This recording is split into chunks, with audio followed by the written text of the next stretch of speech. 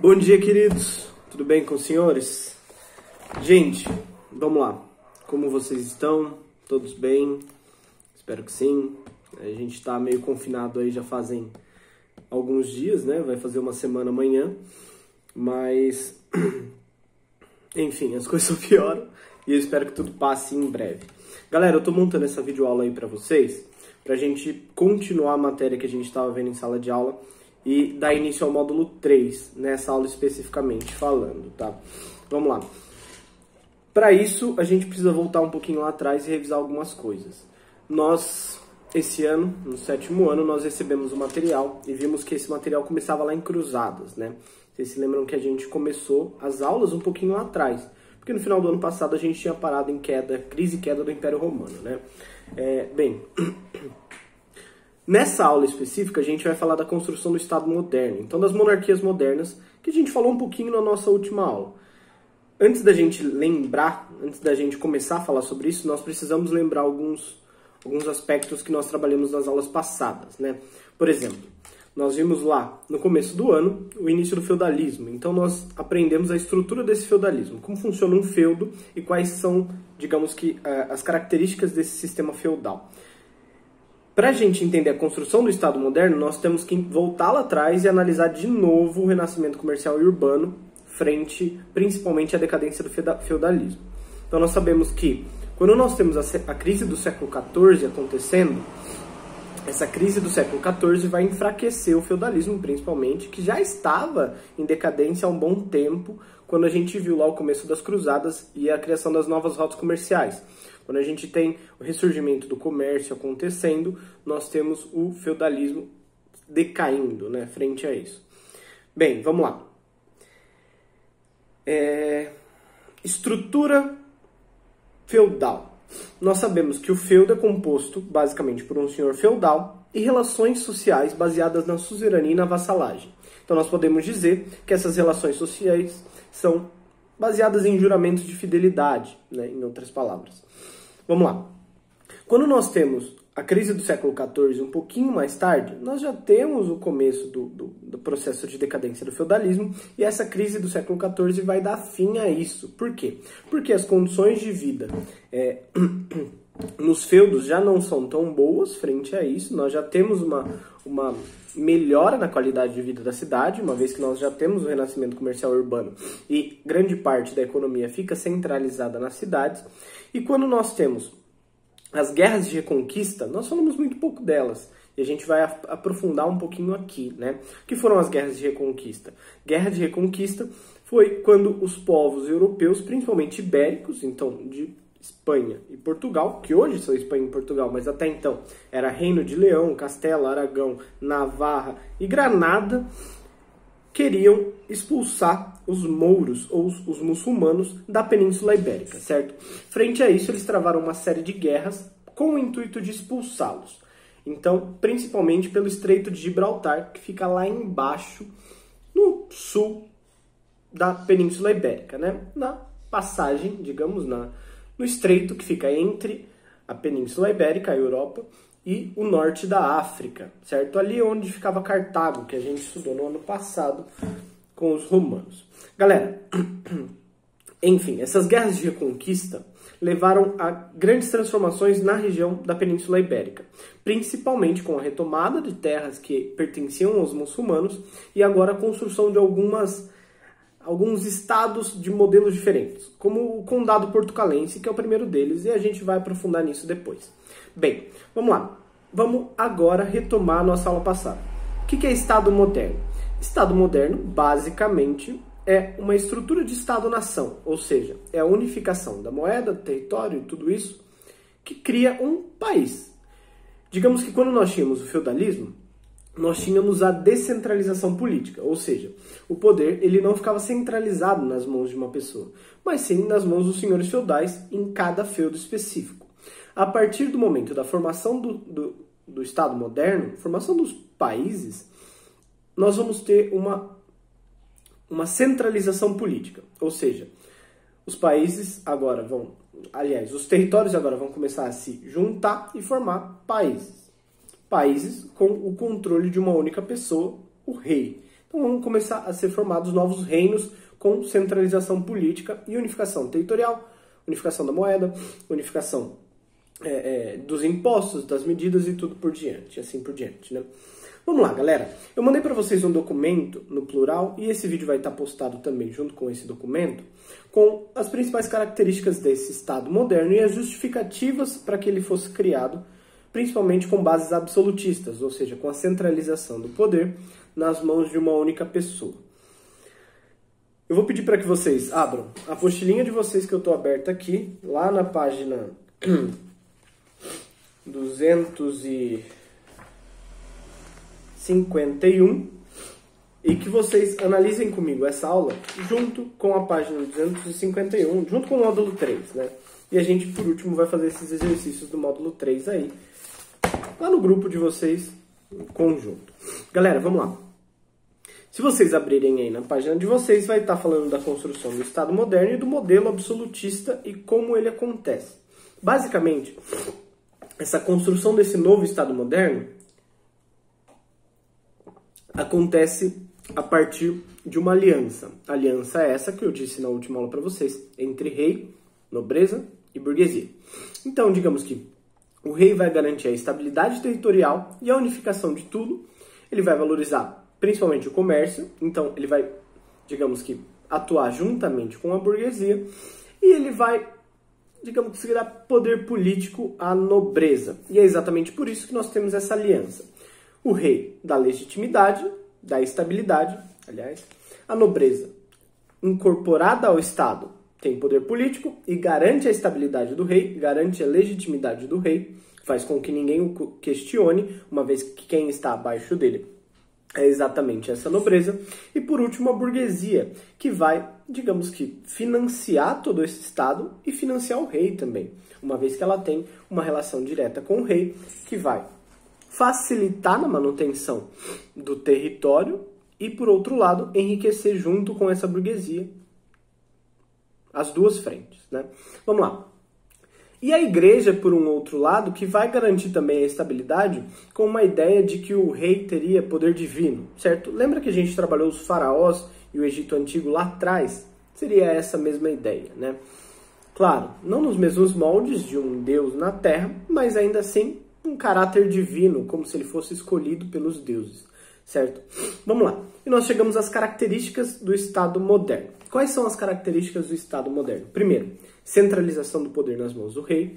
Segundo, unificação territorial, como a gente vê, por exemplo, mais tarde acontecendo na Espanha, acontecendo na França e na Inglaterra, mas que acontece antes já em Portugal, né, que era condado portucalense, herdado por Henrique de Borgonha, a gente vai falar sobre isso depois, e mais tarde aí esses outros países como a Espanha, que se une. Então essa unificação territorial é uma das características desse Estado moderno, certo? Nós temos uma unificação de impostos, medidas e moedas, então basicamente para todo o território será uma mesma moeda, um mesmo imposto, coisa que não acontecia anteriormente, porque cada senhor feudal tinha sua própria moeda, utilizava sua própria medida e cobrava seus próprios impostos. Então nós temos uma unificação de tudo isso. Nós temos uma unificação do exército, que agora vai ser regular para toda a nação e assim por diante. Nós temos uma sociedade estamental. Sociedade estamental é essa que a gente já trabalhou e a gente já sabe aí o significado, né? Que é uma sociedade sem movimento social, sem movimentação social. Isso quer dizer, em outras palavras, que nós não podemos ver servos se tornando burgueses, ou, aliás, servos se tornando nobres, por exemplo. Então nós temos uma sociedade estabilizada, estável, sem movimento social, certo? E nós temos o mercantilismo. O que é mercantilismo? Mercantilismo é um conjunto de práticas econômicas comuns ao absolutismo monárquico. Quais são essas práticas econômicas? Primeiro, intervenção do Estado na economia. Então quem vai controlar toda a economia de uma nação, de agora, um Estado moderno, país, quem vai controlar toda a economia vai ser o Estado, certo? Então, a partir aproximadamente aí do século XII, XIII, principalmente XV, nós vamos ter esse controle estatal na economia. Segundo, nós temos uma balança comercial favorável. O que é balança comercial favorável? Nós vamos ver isso mais para frente, mas a ideia é que o comércio ele consiga levar a um equilíbrio entre gastos, compras, né? Lucro e gastos, enfim. Basicamente, a ideia é, junto do metalismo, que a gente vai ver mais tarde, controlar o comércio aí favoravelmente, certo? O metalismo, o que é metalismo? Metalismo é a valorização do metal, como por exemplo do ouro. Então, os estados modernos, agora os países vão ter o objetivo de acumular a maior quantidade de metal possível, principalmente de ouro, prata e metais preciosos, para poder enriquecer a longo prazo, certo? Nós temos um monopólio comercial, então a burguesia de cada país específico só vai poder fazer comércio com aquele país. Ou a burguesia da colônia, por exemplo, nós temos o descobrimento né, da América aqui. Nós temos Portugal colonizando o Brasil. Basicamente, o que nós podemos dizer? Monopólio comercial exclusivo colonial, qual que é a ideia? É você monopolizar o comércio daquela determinada região para aquele determinado país. Então o rei, por exemplo, português, ele vai vir ao Brasil, ou mandar representantes ao Brasil, e vai monopolizar aquela região específica e vai impor o exclusivo colonial. Ou seja, a colônia, que agora é o Brasil, só vai poder fazer comércio com Portugal, especificamente. Não pode fazer comércio com outros países. Isso é exclusivo colonial, certo? Nós temos um protecionismo alfandegário. O que é protecionismo alfandegário? Sabe a alfândega que vocês passam lá no aeroporto, que geralmente, né, a gente perde um tempinho lá? Bem, o intuito agora do Estado moderno é fazer com que as fronteiras fiquem protegidas e, frente a isso, sejam também principalmente cobrados impostos na transmissão, na passagem dessa fronteira. Então o que vai acontecer? A fronteira dos países vai ser protegida e nós vamos ter uma regularização ou uma fiscalização dessas fronteiras, do que entra e sai dessas fronteiras, certo? E por último nós temos o corsarismo, que é mais uma característica desse mercantilismo. O que é corsarismo? Corsarismo é uma prática econômica feita durante as grandes navegações. Os reis nos países, por exemplo, principalmente da Inglaterra, pagavam corsários ou piratas, né? Existe uma diferença entre corsário e pirata. O pirata, ele trabalha individual, ele não tem, digamos, ele não trabalha para ninguém, e o corsário é pago geralmente pela coroa de algum país europeu, né? Então, muitas vezes, as coroas vão pagar piratas, que vão se tornar corsários, para afundar navios de outras nações, com o objetivo de enfraquecer economicamente esses outros países, certo? E vamos lá. Então, Estado moderno. O que é Estado moderno? Estado moderno é o modelo de organização política, econômica e social comum à Idade Moderna, certo? De 1453 em diante, principalmente, até o final da Idade Moderna, início da Idade Contemporânea, que aí nós vamos ver um novo modelo social com a França, com a Revolução Francesa e a República Francesa, né? Galera, então, o que é Estado moderno? Estado moderno é o absolutismo monárquico, também conhecido como Antigo Regime, mais tarde, tá? Quando nós chegarmos lá em revoluções, em Era das Revoluções, nós vamos falar muito de Antigo Regime. Antigo Regime é a estrutura do Estado moderno, ou seja, o absolutismo monárquico e as práticas do mercantilismo aliadas, beleza? Tudo certo? Galera, qualquer dúvida que vocês tiverem, por favor, mandem no grupo aí, vamos se conversando nesse período de recesso, digamos, né, de isolamento. E por favor, não esqueçam de tirar as dúvidas de vocês. E galera, para finalizar essa aula aqui, a gente vai falar sobre algumas teorias, algumas justificativas do absolutismo. Nós temos essa estrutura aí de absolutismo monárquico sendo incorporada agora pelos países, pelos territórios, né? E esse absolutismo monárquico ele vai ser explicado de diversas maneiras, segundo diversos pensadores. Primeiro, nós temos a justificativa do absolutismo baseado no direito divino dos reis. O que isso significa?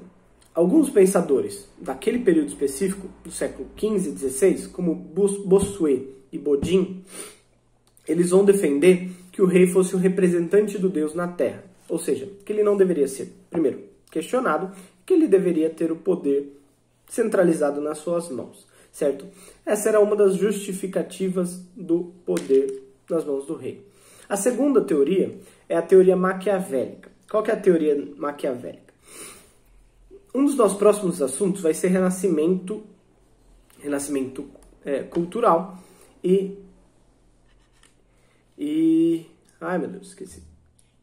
Renascimento cultural e revolução científica. Nessa revolução científica nós temos um carinha chamado Nicolau Maquiavel surgindo, criando uma nova ciência que é a ciência política. O que Nicolau Maquiavel vai fazer? Maquiavel ele vai pegar todos os reis já existentes, ou a grande maioria deles, e vai analisar os seus feitos históricos, certo?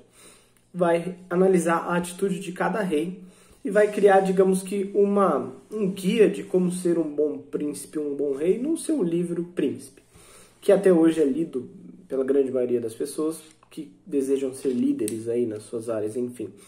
É um livro complexo, muito bom e de difícil entendimento aí. Galera, Maquiavel ele vai dizer basicamente que o rei, que nós devemos centralizar o poder nas mãos de um rei. Por quê?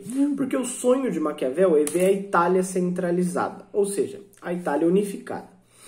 Basicamente, a Itália, nesse momento histórico, a Península Itálica, ela era composta por diversos reinos, como o reino da Sicília, da Sardenha, Piemonte, e o reino da Itália, que era um pequeno reino dentro da Península Itálica, que hoje nós conhecemos como Itália, né? A gente está vendo aí o coronavírus assolando, né? Digamos. Maquiavel, para ele conseguir atingir o seu objetivo, o seu sonho, digamos que é ver a Itália unificada, ele deseja, primeiro, centralizar o poder nas mãos do rei, mas também dar as bases para essa centralização do poder. Então a ideia dele vai ser